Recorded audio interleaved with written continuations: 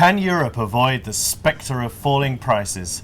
That's the big question here next week, and Sarah and Nina are here to discuss that. Sarah, latest inflation figures are out for the Eurozone, or should that be deflation? Well, not quite yet deflation, although we're certainly heading in that way. The inflation figures for February should show a decline to 0.6%. So that's a lot lower than we've seen over the last few months. When we saw inflation prices in October drop to 0.7%, that triggered the ECB to cut rates by 25 basis points. So if we see further decline next week, this will definitely trigger an interesting discussion about what the ECB will do at the March meeting. I mean, Draghi has said that they do want to continue to watch for further data, and that's sort of in contrast to what ECB Kerr said earlier in the week, that they're very vigilant on what happens in terms of any downside risks to price stability.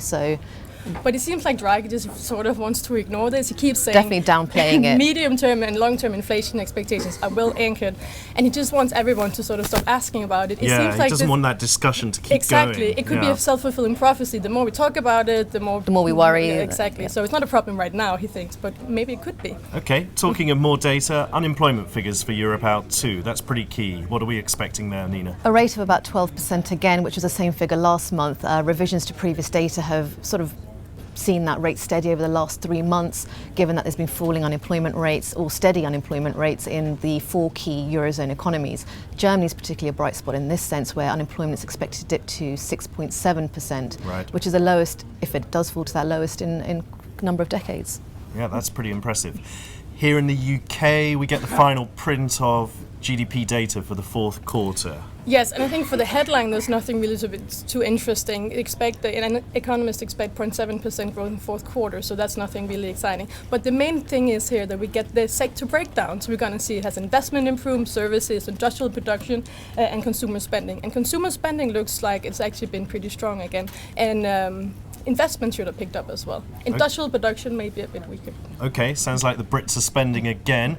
What about the banks here? And a couple of the big ones are reporting next week, as well as a famous insurance company. Yes, HSBC, RBS and RSA Insurance will be in focus next week, and it's all about restructuring and rebuilding with RBS and RSA Insurance. While they have their full year results next week, focus will be on their strategies in place to turn their businesses around, both of which have new CEOs as well, so they'll be under scrutiny. RBS, it'll be a case of what are they looking to do to turn their business around, job cuts, reduction in its investment banking operations, exiting businesses in Asia, for instance. And with RSA Insurance, they're expected to forego the dividend this year, i.e. not pay one out, and rebase expectations for lower dividends in the future. And this is bearing in mind is after a 30% dividend cut last year.